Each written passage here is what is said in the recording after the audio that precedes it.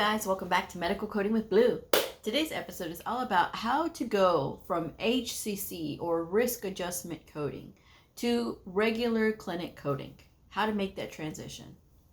If you're brand new to my channel, welcome. I am Blue. I'm a medical coder. Okay, guys. So I got this message from this viewer. I'm going to read it. We're going to get into it. So here we go.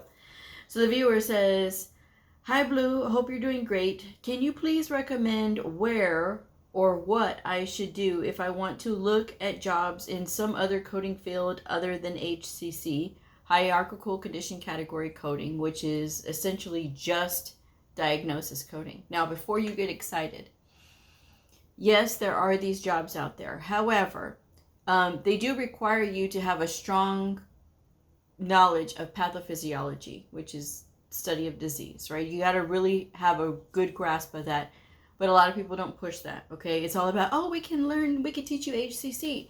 And so you're just doing diagnosis coding.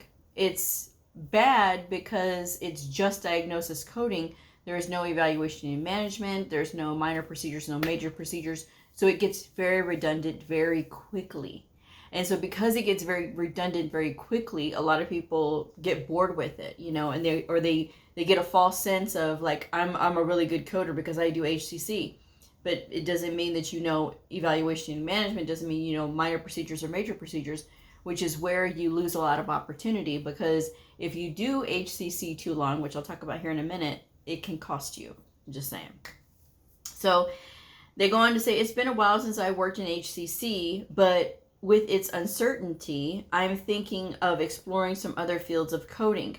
Also for CPT coding, can you share if there's any other certification other than the CPC, and if any company's name or where I can look for any openings that have CPT coding?" That's just a lazy part of the question.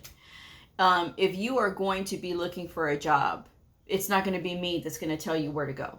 It's going to be you. It's going to be you to go apply at your local hospitals, applying at your local nursing homes, because they always need coders, urgent care centers, because they always need coders, dialysis centers, because they always need coders. These are places where you can go. Radiology places, you can also apply there. Labs, you can also apply it as well, because they need coders as well.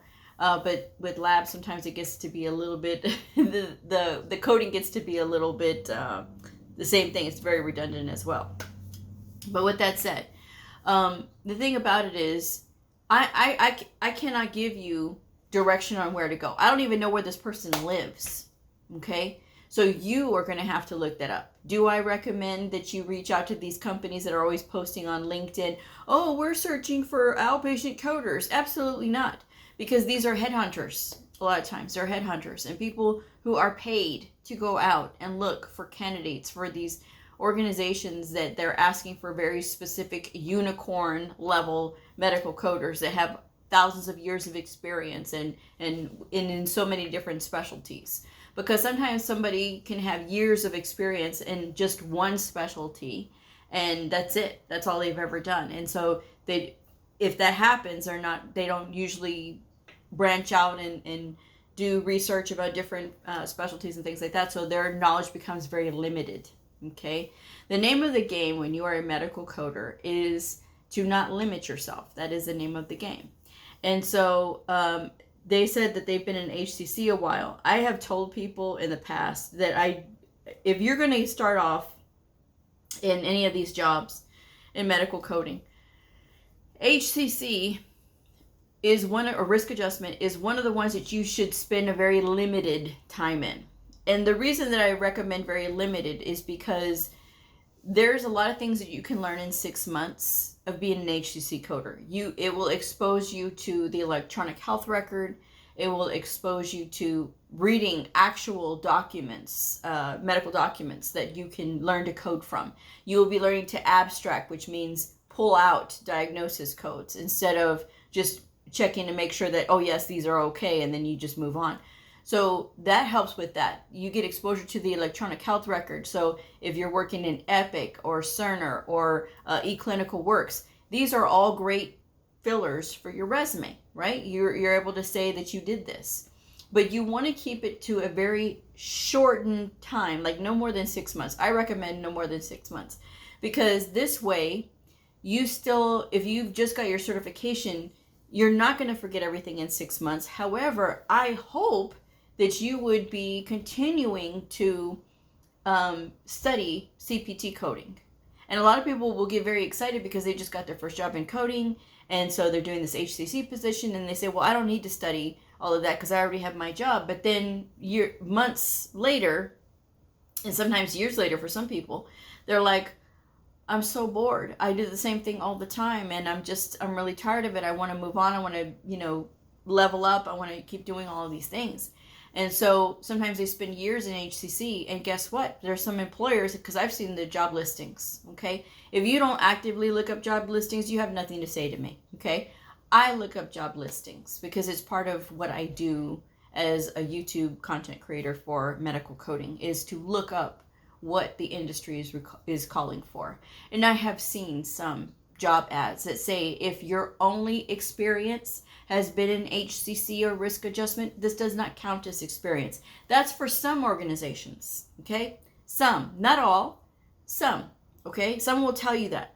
So again, with that said, that's why I recommend that you make sure that you're still studying CPT. And I'll get into that here in a minute. But I want to point out something else that this person said. It says, it's been a while since I've been working with HCC, but with its uncertainty, I'm thinking of exploring some other fields in coding. So what that means is that there was a employer that employed a lot of HCC coders. And this was here a while back, not too long ago, and they went through mass layoffs because they had to redo the contract and all these other things.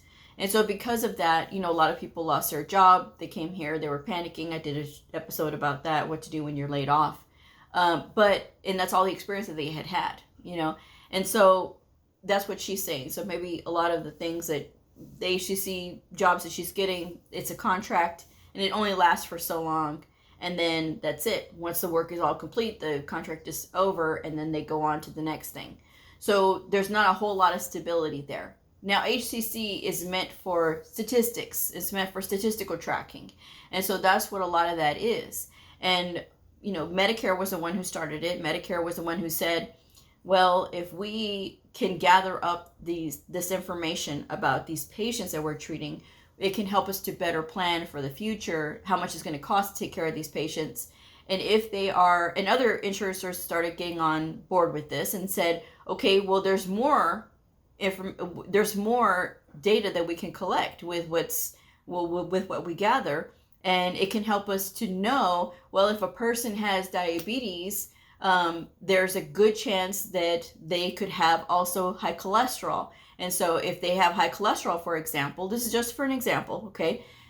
If they have high cholesterol, then we need to come up with educational programs about controlling your cholesterol and, things like that. So there's all of these other things that came from this data, just from diagnosis coding, okay? So again, with that said, because it's just diagnosis coding, and you should have a strong grasp of pathophysiology, that's where all of those HCC started popping up. Because back when I first started the channel in 2018, you didn't even have to be certified at all to be a risk adjustment coder. You didn't even have to have a certification at all. But of course, AAPC, being a business, okay, they did come up with the CRC, of the Certified Risk Adjustment Coder. This is just diagnosis coding. And the rules of HCC. That's it. And so, but when you look at these jobs for HCC coders, they do say candidate must have a CCS, CCA, CCSP, or a CPC, and a CRC is preferred. Preferred does not mean required, okay? But again, it's people that are there that also have that, they want to, push that out and like promote that. Well, there you go. And that's how all these people are starting to get all these credentials. But again, if you're looking for one of the four main ones, the CCS, CCA, CCSP, or CPC, you're okay. This person can do a lot even with just a CPC. And why they're asking me what other credentials there are, it clearly does not watch my channel. But she claimed she watched my channel because this isn't her first message to me, okay? But again, you need to do your research. You literally need to do your research. And with the over 1,400 videos I have on my channel, there's literally no excuse. Zero for not knowing the answer to that question. Okay, even if you're brand new. Okay, it's just touch your fingers to the walking. That's it. Okay. So how do you get out? Okay, if you say, okay, well, Blue, I don't want to do HCC anymore. What's my exit strategy look like? You got to get back to CPT, because while you can add on to your resume your experience with coding for HCC and your experience with the electronic health record, your experience with accuracy, like meeting accuracy standards, meeting productivity standards, and you can add all of these things to your resume. You will be tested when you go out and you start applying for jobs. They will give you an assessment test to test you on your knowledge. Okay, so the ones that are doing the hiring, they're going to say, okay, we're going to give you this test, and we're going to test you to see if what is your knowledge base. And if you do really well on the diagnosis part, but you bomb the CPT part, well, guess what? You're not going to get into that position because you don't know CPT. You don't know evaluation and management. You don't know about modifiers. You don't know about minor procedures or major procedures. You don't know about the global surgical package, okay? You need to learn those things. So getting back with your CPT book, getting back to the CPC study guide, okay, which is the one I recommend even if you have an AHIMA credential. That is what I recommend when you are studying, because that's a really great book just to practice on, okay? And if you cover up the answers, you'll be able to work through the scenarios, and so that way when you're given an assessment test, you will be able to answer those questions, okay? So that's what you need to do. You need to start practicing CPT. I've had this question happen before with Blue. I've been in HCC for 4 years. How do I get out? You start studying that CPT so that way you can get out. That's the only way you're going to be able to make it out of there, because you have to be able to pass an assessment test. Because yes, while you're coming in with coding experience now, it's not comprehensive coding experience because it's just diagnosis coding, right? And so because it's just diagnosis coding, now you got CPT that you've been studying, right? And I've put out videos before on how to study for CPT. I put out videos before talking about the global surgical package, like what's all included and things like that. If you're on my Patreon channel, I do share references and resources there about that. And of course, I post all of the quizzes and things like that I do there. And so, but that's only if you pay for a membership and you have access to be able to see all those things. But again, the CPC study guide is a great place to start working through that workbook again. And you're going to work through everything, all the chapters, because that's the only thing that's going to be able to help you to be able to pick up CPT again. And even if it's been years, you shouldn't let that stop you from studying it so you can get all that information back in your head. Because if you did it once, you can do it again, right? And the only way you're going to be able to do that is by picking up that CPT book. If you don't have a CPT book, you can try to go to the public library and check one out. It may not be a current year, but if it's a 2024, because we're in 2025, if it's a 2024, that's still something that you can work with just to get the practice in, okay? Just to get that practice in, because you need to keep that practice up. Okay, there is no such thing as I only know how to do diagnosis coding. Because why do I say that? If you have a CPC, you were able to pass the CPC, which means you know how to do procedure coding. And if you know how to do procedure coding, then that means you can always get that back. But if you stop studying and you run around in circles feeling sorry for yourself because you haven't been studying and you've been in HCC for 4 years, or you've been in it for however long this person was in it for, and now you're panicking because you don't know what to do, you start studying.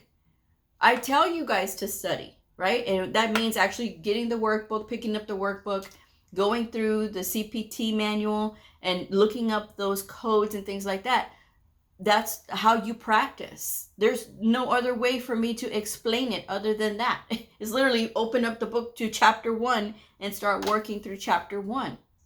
It is actually sitting with the CPT manual and looking at all of the directions that it has about evaluation and management. There's a whole section, and it's just a few pages. It's not even that long, about evaluation and management. If you say, well, Blue, I haven't done evaluation and management in so long. You know, the Optum book, the Optum Evaluation and Management Coding Advisor that I recommend is in the description box below.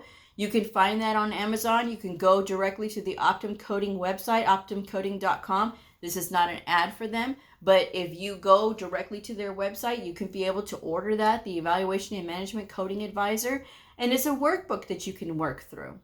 Okay, and so that way you can learn to code out for evaluation and management again. So that way you can have that skill on your resume, because you're going to list all your skills. What are you going to do? Not put CPT?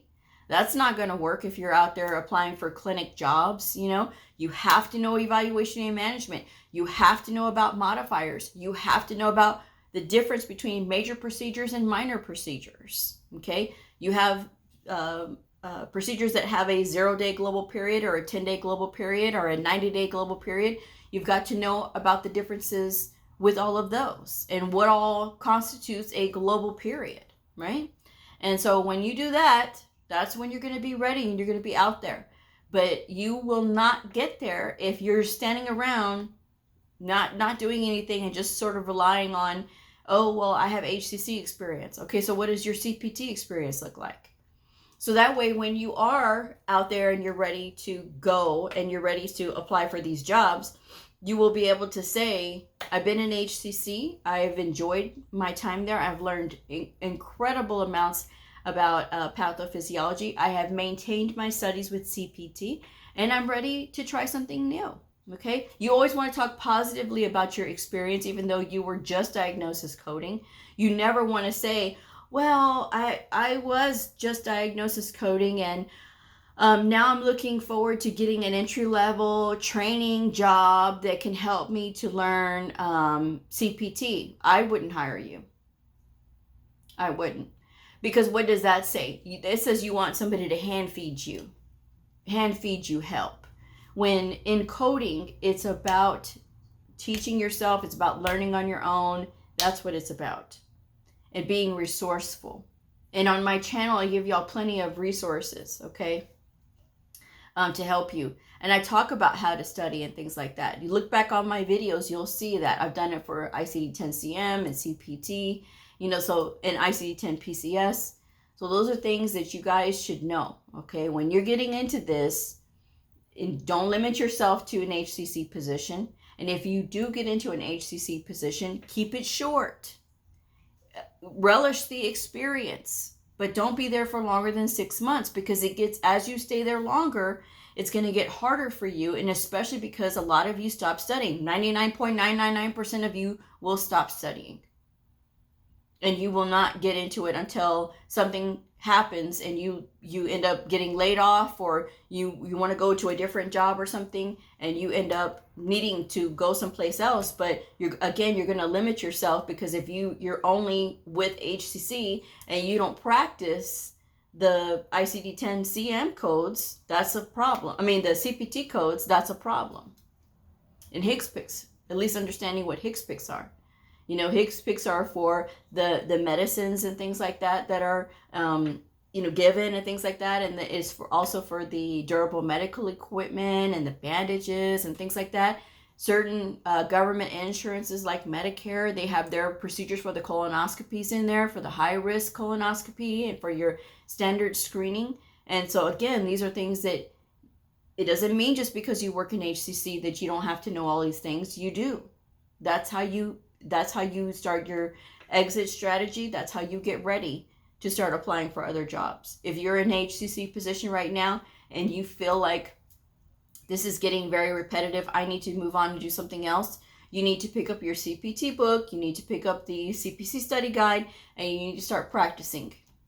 And once you get through that book, then that's going to give you a little bit more confidence when you're getting out there. You start preparing your resume. Your resume should be on one page. Your resume should talk about all of your skills that you have. Okay, so if you have CPT, you've been studying that, obviously you can put that on your resume again. Okay, you can talk about all the things that you did with your HCC position and what types of specialties were you coding for, as far as like what kind of diagnosis are they thinking that you know about. Okay, so those are the things that you should be doing. It should be, again, on one page. You should identify yourself, your name, comma, your credential.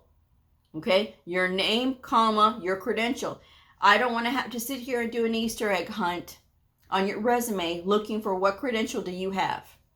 Okay, I don't want to have to do that. And on your skills list, it needs to be all of your hard skills. What are your hard skills? ICD-10-CM, CPT, HCPCS, ICD-10-PCS if you have that. Those are hard skills. Leave off, please, for the love of Peter, Paul, and Mary, please leave off organized team player smiling face. Somebody was making a joke and saying, oh, haha, that must live rent-free in your head because you always say about don't put the smiling face. I say that because I saw somebody do that, and I thought it was the stupidest thing. And it is stupid because you want these people to be able to take you seriously, and you're over here saying that you have a smiling face on your skills list? Absolutely not. Absolutely freaking not. This is serious. This is a serious industry. It is a serious field. It has no time for that. And if I see organized team player, even that smiling face on your skills list, you are not getting hired. I will put your resume into a pile of the ones that I'm not going to call because you're not taking it seriously. Your skills needs to be right to the point. I don't have time to play with you. And these people do not have time to play with you. Now, you can be very charming if you want to be in this interview, but understand that these are people that are looking for somebody that's going to be articulate, number one. Number two, that they're going to be able to do their own research because they can look things up for themselves. And if you get frustrated with that because you say, well, no one's teaching me, it is your job. It is your business to teach yourself because not everybody was taught the same. It is not like medical school where there's a prescribed list of things that they have to learn in medical school. In medical coding, it's a free-for-all. The 4 main medical coding certifications don't even require you to even go to a formal program in order to take the CCS, CCA, CCSP, or the CPC. So that means that your knowledge base could be vast or it could be very limited. That all depends on you. That all depends on you. So again, going back and learning about evaluation and management, if you still don't understand it, even if you've gone through the evaluation and management coding advisor workbook that I recommended, and you still don't understand it, then you need to find yourself a mentor or you need to find a tutor. A mentor will help you for free. You can go on LinkedIn. You can ask, can anybody answer my questions about evaluation and management? I'm looking for a mentor. If you need to pay somebody because, you're paying somebody for their skill and for their knowledge, then you can ask for a tutor recommendation. Does anybody have any recommendations for tutors? I'm a tutor myself. My rate and contact is in the description box below. Okay. But again, you can always go on LinkedIn and see what's available out there. And so make sure that the person has experience, that they know, because I've seen people with brand new to the industry, less than 2 years of experience, offering tutoring already. Yeah. No. You need experience and you need skill. You have to have experience in order to do tutoring. Okay, because even though you're a student, you know a lot, doesn't mean you should be tutoring. I'm just saying. So with that said, your career is what you make of it. Asking me questions like this is unacceptable because these are very easy to find. And if you know that you've stopped studying for CPT, what is the first thing that you need to do? Go back and study CPT. Go back and learn about your modifiers. Learn about the global period. Learn about what 0, 10, and 90-day global period, what does that mean? Your modifiers, your minor procedures, your major procedures. Learn about all of that. All it is just a review of your book, okay? That's all it is. go through the CPC study guide. Not an ad for AAPC CPC study guide, but I have found that it is the best and most straightforward way of explaining. Okay, it is a great, fantastic book. Okay, there's some things I disagree, but not everything. So it's a really good book for brand new coders, okay, or those coders that need a refresher. Okay, so that's your responsibility to be able to do that, and you can do that. You can absolutely do that. And if there's something that is confusing you, like a modifier is confusing you, go to the Google machine, type in that modifier, and you'll see tons of articles about it. A lot of it is reading. A lot of it will be reading, because that's what we do. That is what we do. We read and we research, okay? There's going to be things that you're not always going to have explained to you, all right, by somebody else. But again, that's why you learn to do your research, and that's how you create your exit strategy. So you prepare yourself while you have your HCC job, and then you take that experience and you move on, okay? Try to keep those times with HCC very short, and talk about what you gained from that experience. Electronic health record, right? Whatever one it was. Abstracting diagnosis codes from medical records, okay? If you had to do queries, that's also great to be able to put onto your resume too, okay? There's all of those things. Your production, your accuracy, those are things that you can also put on there as well, okay? It's not anything to be ashamed of. You need to talk about like the specialties that you were, coding for in the risk adjustment position, okay? But get your experience there and move on. You do not have to stay there, all right? If you stay there, that is what's going to mess you up, because again, people who have been in it for 4 years, they say they can't do CPT coding anymore. So you can't pick up a book and start working through the workbook again? I'm just saying. So the world is your oyster, and it is out there waiting for you, especially with these coding positions. But if you have that can't mentality, that's what's going to keep you there. I can't do it because I've only done this. Pick up a book and you start again. You were able to get that HCC job, you can get a regular clinic coding job. Okay, just saying. So with that said, I'm going to wrap this one up. Thank you guys so much for joining me. If this video helped you, please like, subscribe, and share, and I'll see y'all next time. Bye.